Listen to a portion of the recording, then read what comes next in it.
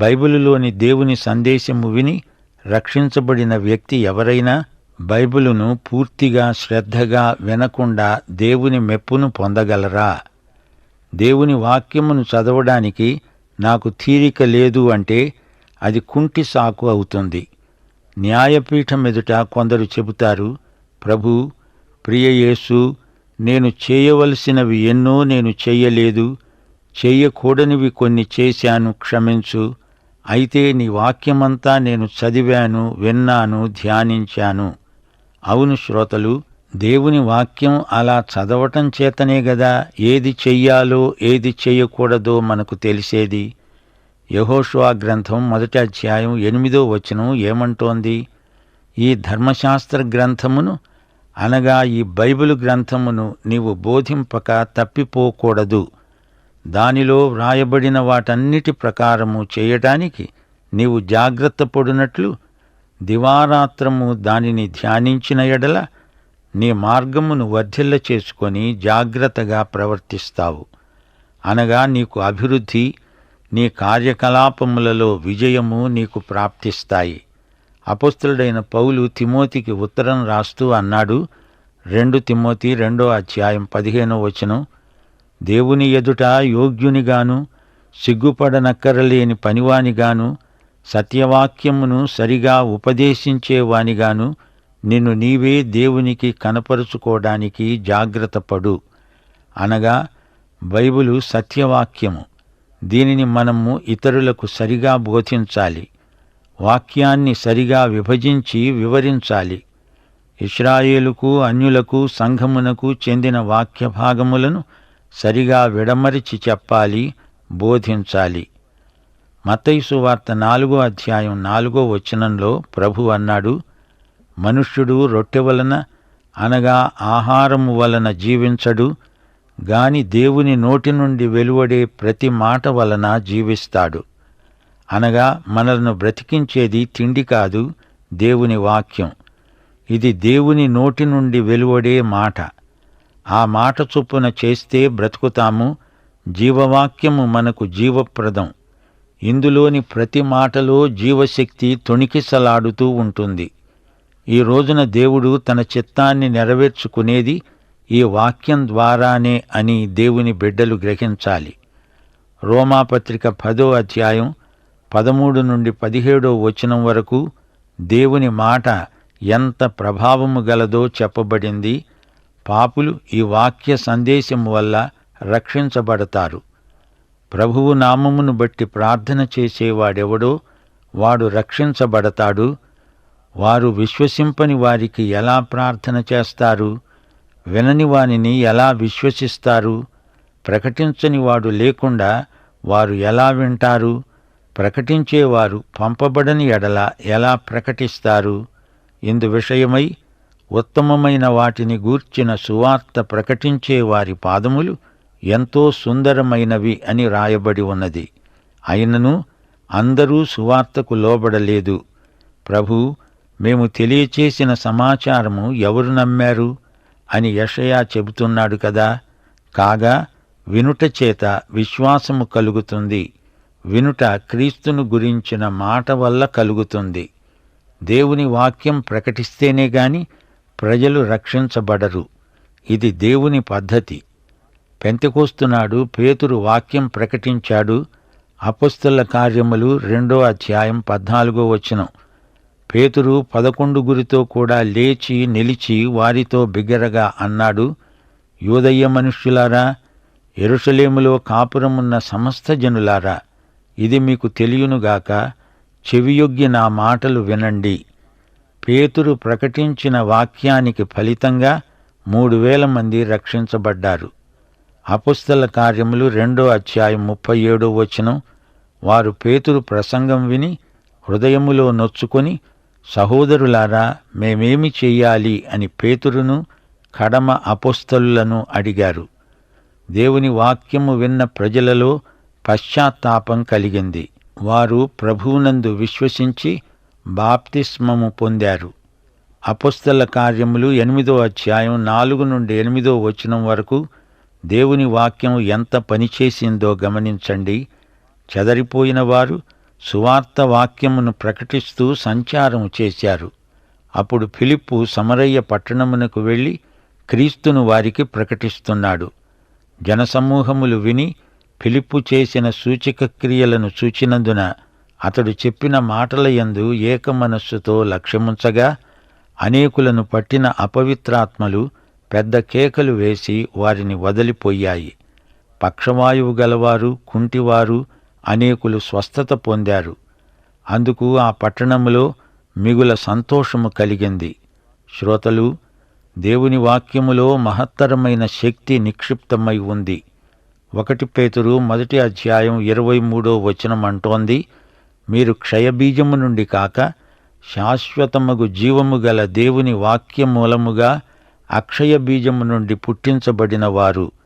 దేవుని వాక్య బీజం మన హృదయంలో పడి పరిశుద్ధాత్మ వల్ల ఫలిస్తుంది. యాకోబు పత్రిక 1:18 కూడా ఇదే మాట అంటోంది. ఆయన అనగా దేవుడు తాను సృష్టించిన వాటిలో మనము ప్రథమ ఫలముగా ఉండునట్లు సత్యవాక్యము వలన మనలను తన సంకల్ప ప్రకారము కన్నాడు. మన నూతన జన్మకు కారకమైనది దేవుని వాక్యమనే అక్షయ బీజం. మా శ్రోతలు మరో సంగతి గుర్తుంచుకోవాలి. బైబిలు వాక్య సందేశం మనల్ని శుద్ధి చేస్తుంది, కడుగుతుంది. యోహాను సువార్త 17:17 ప్రభువు ప్రార్థన చేస్తూ అన్నాడు, తండ్రి, నీ వాక్యమే సత్యము, నీ వాక్యముతో వారిని ప్రతిష్ఠ చెయ్యి.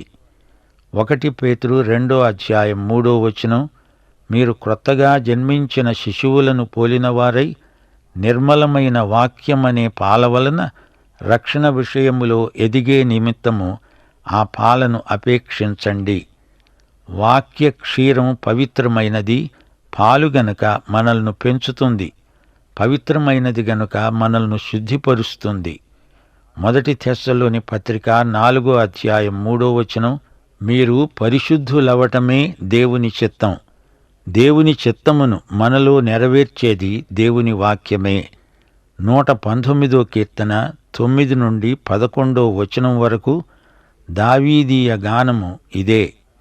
యవనస్తులు అనగా యువతీ యువకులు దేనిచేత తమ నడతను శుద్ధిపరుచుకుంటారు? నీ వాక్యమును బట్టి దానిని జాగ్రత్తగా చూసుకోవడము చేతనే గదా. నా పూర్ణ హృదయముతో నిన్ను వెదకి ఉన్నాను. నన్ను నీ ఆజ్ఞలను విడిచి తిరుగనియ్యకు. నీ ఎదుట నేను పాపము చేయకుండునట్లు నా హృదయములో నీ వాక్యమును ఉంచుకొని ఉన్నాను. శ్రోతలు వింటున్నారా? దేవుని వాక్యము శుద్ధీకరణ గుణము కలది, ప్రక్షాళన చేస్తుంది.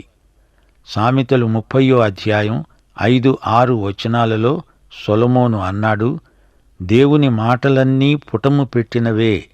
ఆయనను ఆశ్రయించే వారికి ఆయన కేడెము.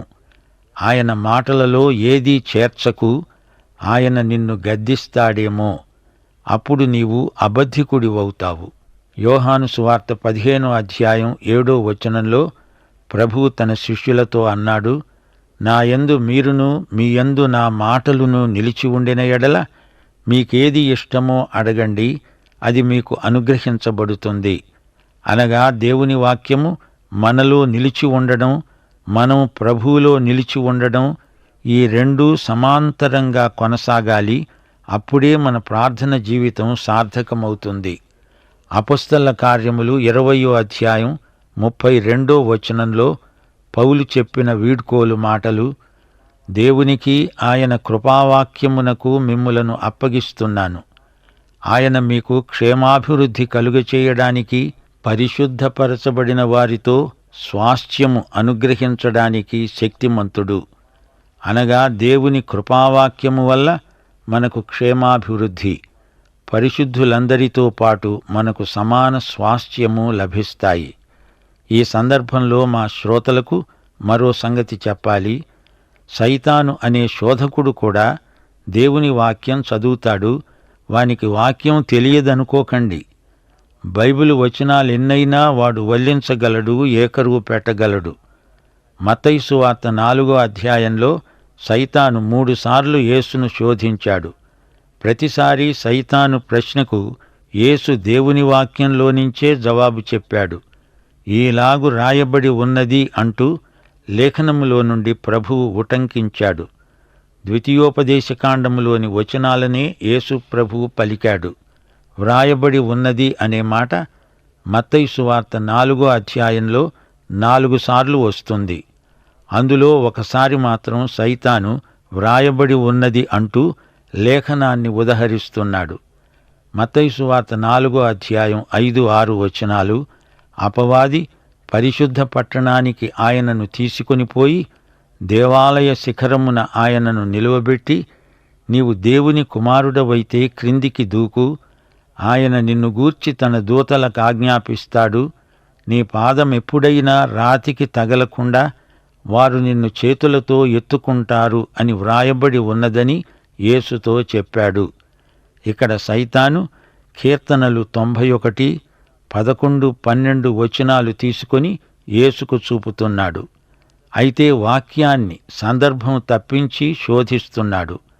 సైతానుకు కీర్తనల్లోని ఈ వచనం ఎలా తెలుసు అంటారా? సైతాను దగ్గర కూడా బైబిల్ ఉంది. వాడు కీర్తనల గ్రంథమంతా చదివినట్లున్నాడు. చదవటం కాదు, కంఠతా చేశాడు. ఎందుకు? ప్రభువును శోధించటానికి.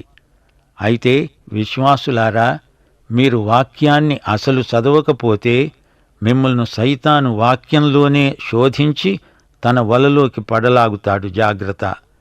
సైతాను బోధలో వాక్యం ఉంటుంది, కాని అది వంకర బోధ. వచనాలను మారుస్తాడు. అందులో కొన్ని మాటలు తీసేసి నీతో ఏమేమో మాట్లాడతాడు. యేసు వాక్యంలో నుండి మాట్లాడి సైతాను నోరు మూయించాడు.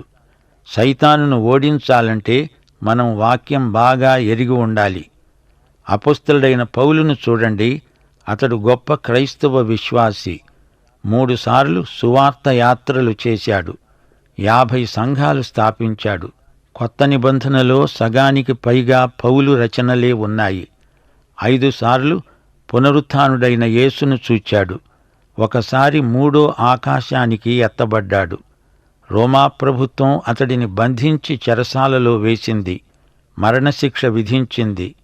తన హతసాక్ష్యానికి ముందు తిమోతికి ఉత్తరం రాస్తూ పౌలు అన్నాడు, 2 తిమోతి 4వ అధ్యాయం 6-8 వచనం వరకు, 13వ వచనం, నేనిప్పుడే పానార్పణముగా పోయబడుతున్నాను. నేను వెడలిపోయే కాలము సమీపమై ఉన్నది. మంచి పోరాటము పోరాడాను. నా పరుగు కడముట్టించాను. విశ్వాసమును కాపాడుకున్నాను. ఇక మీదట నా కొరకు నీతి కిరీటము ఉంచబడి ఉన్నది. ఆ దినమందు నీతిగల న్యాయాధిపతి అయిన ప్రభువు అది నాకు మాత్రమే కాకుండా తన ప్రత్యక్షతను అపేక్షించే వారికందరికీ అనుగ్రహిస్తాడు. తిమోతి, నీవు నా దగ్గరికి త్వరగా రావటానికి ప్రయత్నం చెయ్యి. నీవు వచ్చేటప్పుడు నేను త్రోయలో కర్పు వద్ద ఉంచిన అంగీని, పుస్తకాలను తీసుకురా. పుస్తకాలా? అవేం పుస్తకాలు? పాత నిబంధన ప్రతులు ఆయన రాసుకున్నవి. పౌలు ఎన్నో ఘనకార్యాలు సాధించాడు. అయినా వృద్ధ అపొస్తలుడు బైబిలు గ్రంథం అధ్యయనం చెయ్యటం మానలేదు. తాను చనిపోయే ఘడియ వరకు లేఖనాలు ఆయన అధ్యయనం చేస్తూనే ఉన్నాడు. శ్రోతలు, ఈ బైబిలు గ్రంథంలో మన జీవితాలకు సంబంధించిన ఎలాంటి గడ్డు సమస్యలకైనా పరిష్కారం దొరుకుతుంది. నేనెక్కడి నుంచి వచ్చాను అనే ప్రశ్న బైబిలునే అడగండి. వెంటనే ఆదికాండం 1వ అధ్యాయం 26, 27 వచనాలు జవాబు చెప్తాయి. దేవుడు పలికిన మాట, మన స్వరూపమందు మన పోలిక చొప్పున నరులను చేద్దాము. వారు సముద్రపు చేపలను, ఆకాశ పక్షులను, పశువులను, సమస్త భూమిని, భూమి మీద ప్రాకే ప్రతి జంతువును ఏలుదురుగాక. దేవుడు తన స్వరూపమందు నరుణ్ణి సృజించాడు. దేవుని స్వరూపమందు వానిని సృజించాడు. స్త్రీనిగాను పురుషునిగాను వారిని సృజించాడు. గేయకారుడైన దావీదు 100వ కీర్తన 3వ వచనంలో అన్నాడు, యెహోవాయే దేవుడని తెలుసుకోండి. ఆయనే మనలను పుట్టించాడు. మనము ఆయన వారము. శ్రోతలు, మరో ప్రశ్న అడిగి చూడండి. నేనిక్కడ ఎందుకున్నాను? దానికి ప్రసంగి 12 అధ్యాయం 13 జవాబిస్తుంది. చివరకు తేలిన ఫలితార్థమిదే. దేవునియందు భయభక్తులు కలిగి ఉండి ఆయన కట్టడలను అనుసరించి నడుస్తూ ఉండాలి. మానవ కోటికి ఇదే విధి. ప్రకటన గ్రంథం 4 అధ్యాయం 11 కూడా ఇదే జవాబు చెబుతోంది. ప్రభువా, మా దేవా, నీవు సమస్తమును సృష్టించావు. నీ చిత్తమును బట్టే అవి ఉన్నాయి. దానిని బట్టే సృష్టించబడినవి గనుక నీవే మహిమ, ఘనత, ప్రభావములు పొందనర్హుడవు. మీరడగవలసిన మరో ప్రశ్న మూడోది, నేనెక్కడికి వెడుతున్నాను? ఇది మంచి ప్రశ్న. దీనికి అక్షర లక్షలివ్వవచ్చు. నేను ఎక్కడికి వెడుతున్నాను? దీనికి జవాబు యోహాను సువార్త 3 అధ్యాయం 16 నుండి 18 వరకు ఉంది. దేవుడు లోకమును ఎంతో ప్రేమించాడు. కాగా ఆయన తన అద్వితీయ కుమారునిగా పుట్టినవానియందు విశ్వాసముంచే ప్రతివాడు నశింపక నిత్యజీవం పొందునట్లు ఆయనను మనకనుగ్రహించాడు. లోకము తన కుమారుని ద్వారా రక్షణ పొందటానికే గాని లోకమునకు తీర్పు చేయటానికి ఆయనను లోకములోకి పంపలేదు. ఆయన యందు విశ్వాసముంచే వానికి తీర్పు తీర్చబడదు. విశ్వసించనివాడు దేవుని అద్వితీయ కుమారుని నామమందు విశ్వాసముంచలేదు గనుక వానికి ఇంతకు ముందే తీర్పు తీర్చబడింది. కీర్తన 23:1-6 కూడా ఇదే మాట అంటున్నాయి. యెహోవా నా కాపరి, నాకు లేమి కలుగదు. నేను బ్రతికే దినములన్నీ కృపాక్షేమములే నా వెంట వస్తాయి. చిరకాలము యెహోవా మందిరములో నేను నివాసము చేస్తాను. ప్రకటన గ్రంథం 20 అధ్యాయం 15 ఎవని పేరైనను జీవగ్రంథమందు వ్రాయబడినట్లు కనబడని ఎడల వాడు అగ్నిగుండములో పడవేయబడతాడు. మరో మాట మీకు చెప్పాలి. బైబిలు గ్రంథంలోని వచనాలలో ఎక్కువ మనము ఇక్కడ ఉండగానే చేయవలసిన వచనాలు. 1 కొరింథీ 10 అధ్యాయం 13 చూడండి. ఇది ఇప్పుడిక్కడ ఉండగా మనకు అవసరమైన వచనం. సాధారణముగా మనుష్యులకు కలిగే శోధన తప్ప మరి ఏదీ మీకు సంభవించలేదు. దేవుడు నమ్మదగినవాడు. మీరు సహింపగలిగినంతకంటే ఎక్కువగా ఆయన మిమ్మును శోధింపబడనియ్యడు. అంతేకాదు, సహించగలుగుటకు ఆయన శోధనతో కూడా తప్పించుకునే మార్గము కలుగచేస్తాడు. మనం పరలోకానికి వెళ్ళాక ఈ వచనంతో పనేమిటి? పరలోకంలో శోధనలుండవు గదా.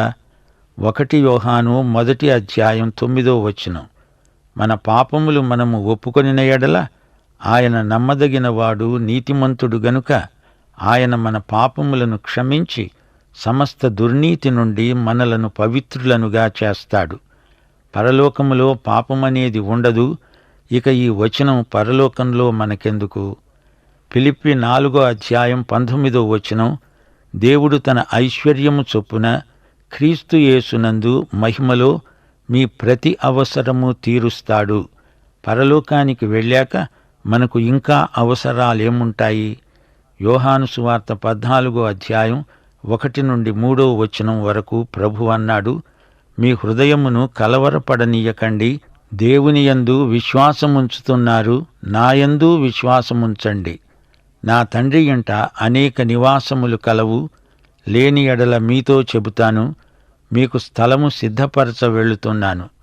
నేను వెళ్ళి మీకు సిద్ధపరిచిన ఎడల నేనుండే స్థలములో మీరు ఉండేలాగున మరల వచ్చి నా వద్ద ఉండడానికి మిమ్ములను తీసుకువెడతాను. పరలోకానికి మనం వెళ్ళాక ఇంకా కలవరం దేనికి? ఆయన దగ్గరే సదాకాలం ఉండిపోతాము గదా. కీర్తనలు 23:4 గాఢాంధకారపు లోయలో నేను సంచరించినా ఏ అపాయానికి భయపడను. నీవు నాకు తోడై ఉంటావు. నీ దుడ్డుకర్ర, నీ దండము నన్ను ఆదరిస్తాయి. మనం పరలోకానికి వెళ్ళాక మరణమే ఉండదు, గాఢాంధకారపు లోయ ఉండదు. ప్రియ శ్రోతలు, ఈ బైబిలు వచనాలు మనల్ని పరలోకానికి చేరుస్తాయనటంలో ఎట్టి సందేహము లేదు.